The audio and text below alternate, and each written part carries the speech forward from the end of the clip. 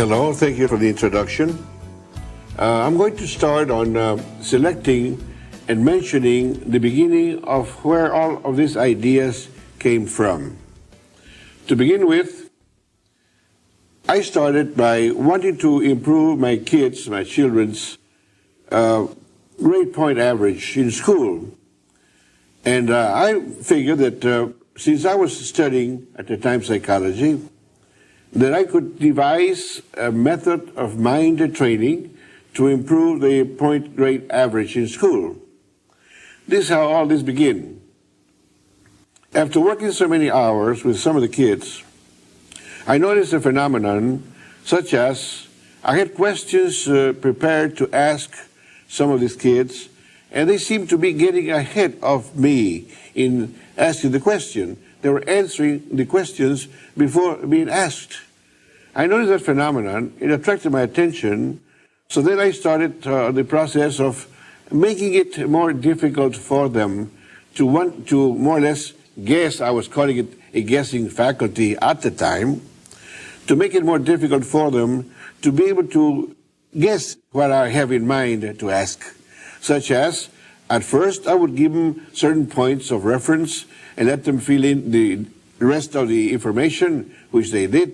Then I started to eliminate or reduce those points of reference until finally I did not know what the solution would be. Somebody else had it in mind, and the child would also fill in the information, even though I checked it out later.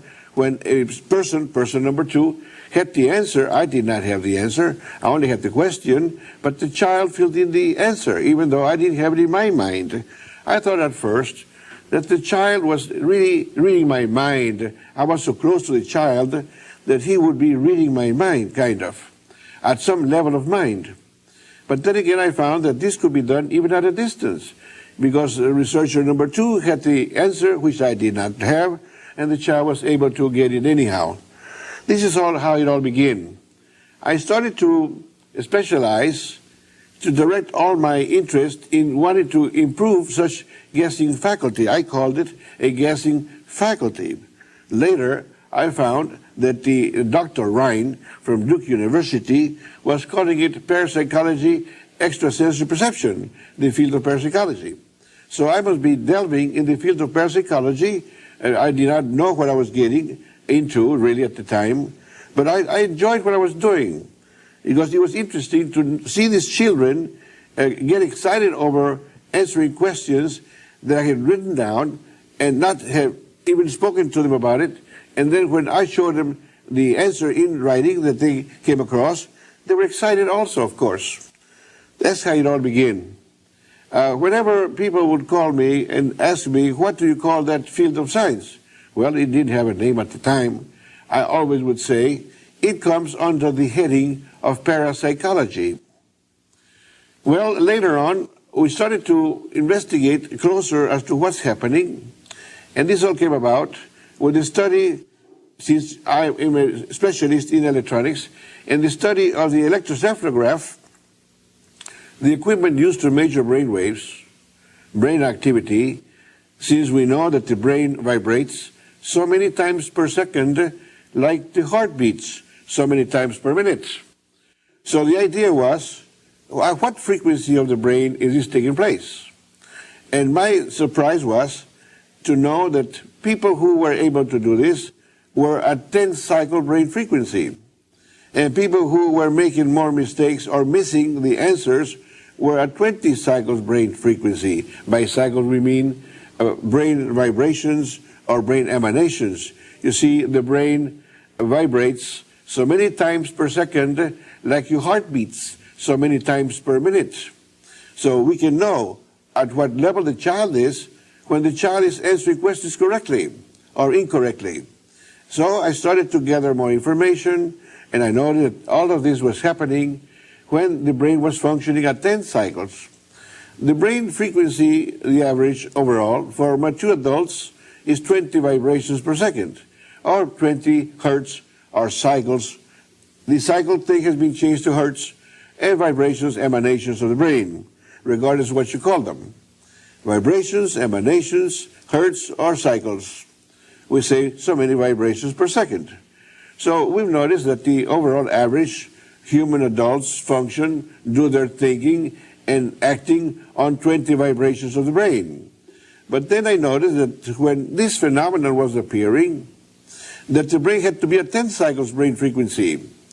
So we had to devise a method to slow down the brain waves.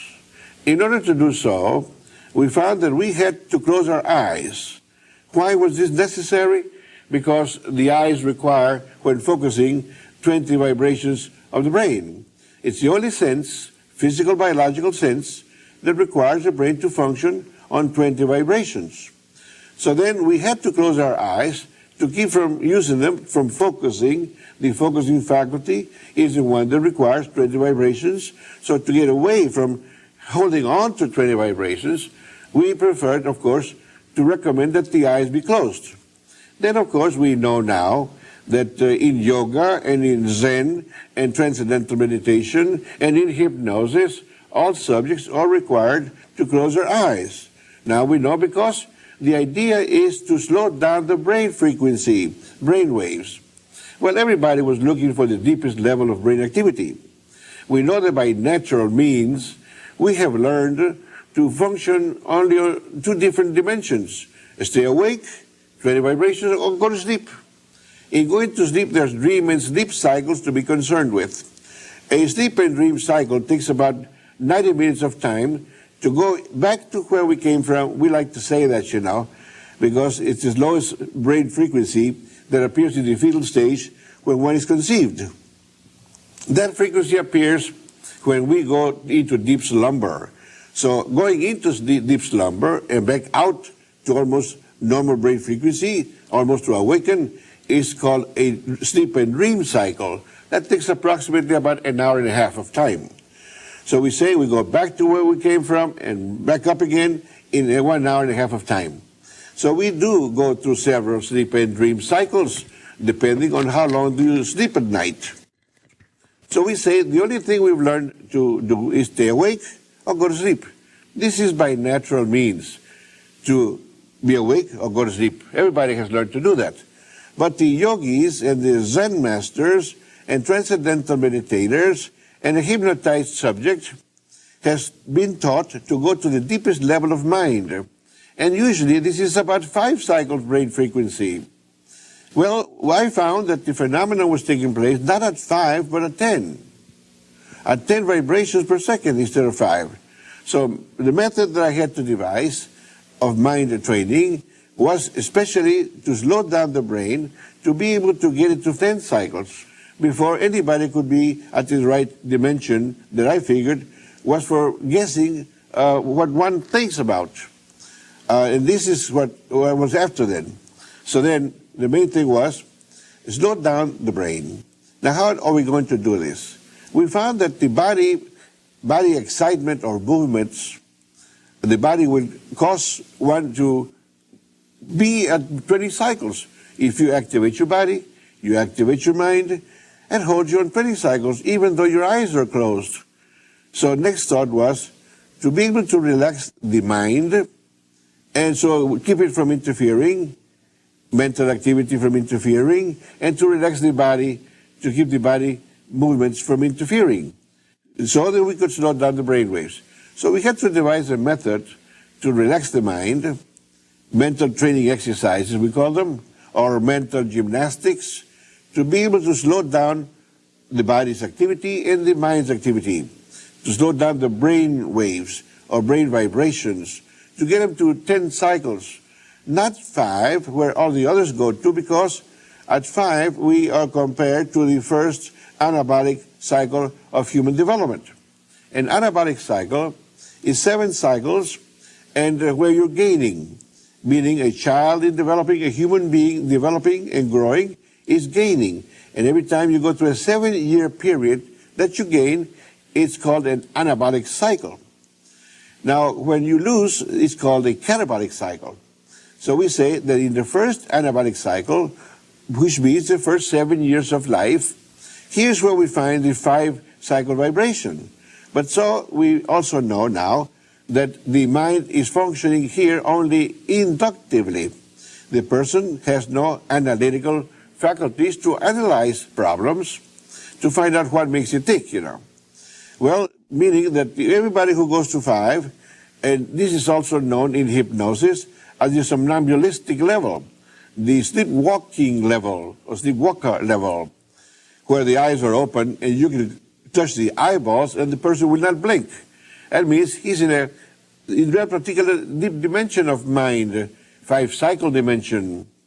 It's called the Theta Level by scientists. Theta is a brain frequency name given to this particular section of the brain, the theta function or theta activity of the brain, which means between 4 and 7 cycles per second or vibrations per second. So then the idea was that we did not want to go into this dimension because we knew that in the first anabolic cycle, mind functions only inductively. This is why a hypnotized subject in that dimension will never ask questions. He only answers questions. So we didn't want that deep dimension like everybody else was going into. We wanted a lighter dimension, meaning between 7 and 14 cycles or between ages 7 and 14, which means during the period of the second anabolic cycle. The second anabolic cycle, we say human beings get a new set of teeth. Human beings, the male voice changes into a mature adult voice. The female goes into her monthly rhythm, and mind starts to function deductively. The analytical faculties of mind to be able to find out why things tick is called the deductive faculty of mind. So this is where we wanted to go. The center of the second anabolic cycle is 10 cycles brain frequency. And to our amazement, we found, in using and studying the electroencephalograph, that the majority of people, and by majority we mean approximately 90%, do their thinking and their acting on 20 vibrations per second. Now here we wanted to go to 10 vibrations per second and maintain consciously aware here, maintain awareness, meaning be able to talk and deduce and answer questions and so on, and ask questions also. So we had to slow down the brain waves to 10 cycles. Once we found that 10-cycle dimension, we need to train the individual, educate the individual to be able to function in that dimension, to be able to function as freely as he does at the outer 20-cycle vibration level. Well, this is where all these methods, we call it methods of mind training, came into being. And all these methods of mind training, we started calling them psyche orientation. Psyche means mind, oriented the mind to learn to function on a different brain frequency and function as freely as we do or have been doing at the other levels, at the 20-cycle vibration. So in this case then, we wanted to get these individuals, human beings, to learn to function on 10 cycles with full awareness and ask questions and answer questions there. Well, here at this dimension, the only thing we can say is that this is the dimension that we used to call the subconscious. You see, before we came on the scene, it used to be said that the other level was the conscious, then we were talking about the subconscious and the unconscious, thinking there were 3 different minds. Well, actually, it's the same mind, same intelligence functioning at any one of those 3 different levels. But the subconscious was below the threshold of consciousness, and we could not function there with awareness. So then what we're actually doing is the 10 cycles lies in the region of the subconscious, meaning in that region that was below the threshold of our awareness. So we're saying then that besides learning to function with awareness at 10 cycles, we're learning to function in the subconscious consciously. Now here we have a contradiction of terms then. If you are in the subconscious, how can you function consciously? It's one or the other. So then we had to change terms. Outer conscious level, meaning 20 vibrations per second. Inner conscious levels, meaning 10 cycle vibration, brain frequency. So here's where we started to separate the centered people. We call them centered because we have found then that about 90% of humanity were learning or have learned to function on 20 vibrations. Here's where they do their thinking, and here's where they do their acting. And only about 10% of humanity, we find that by natural means, nobody knows how this happened, learn to slow down their brain waves to 10 cycles and do their thinking on 10 and acting on 20. And this appears to be the correct way of using our minds, to do your thinking, analyzing of problems on 10, and your acting on 20.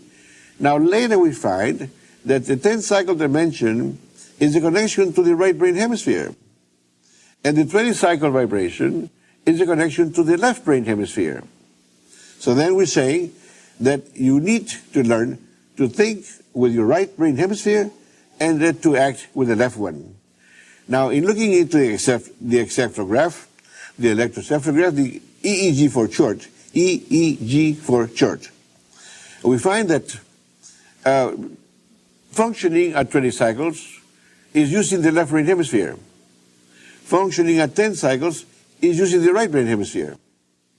Now we know that the left brain hemisphere reigns over the physical world, the visible world of the body. And the right one reigns in the invisible world of the mind. So now, in this case, we need to think where mind reigns and to act where the body reigns. Now, that would be the correct way of doing it, correct way of functioning mentally, the use of brain and mind abilities or faculties. But to find that 90%, approximately 90% of humans use the left brain hemisphere to do their thinking and their acting, I mean, this amazed me. This surprised me. Because in looking into the electrocephalograph again, we find that the brain prefers to function on several frequencies more than any other, and usually it's 5, 10, and 20. In looking into the strength and the synchronicity, means the ability to function in a stable manner, meaning to be synchronized means the stable conditions of the frequency or unstable condition out of synchrony or synchronization, we call it. We found that the 20 cycle vibration was the weakest and the most unstable or desynchronized frequency of the human brain. And the 10 cycles was the most synchronized, the most energetic frequency of the human brain. So you can imagine before we can train ourselves to function correctly mind-wise, we're using the 20 vibration, the weakest dimension of the brain, to do our thinking and acting. That dimension is for acting only, it appears to be, because we have found many benefits between those people who do their thinking on 10 and acting on 20, as compared to those that do their thinking and acting on the same 20. So by looking into the 10%ers, we call them 10%ers now, and we call them centered people, because the overall brain frequency of the human being is around 20 vibrations per second. Now those who do their thinking on 10, they do their thinking on the center of the brain frequency spectrum. That means that we call these people centered.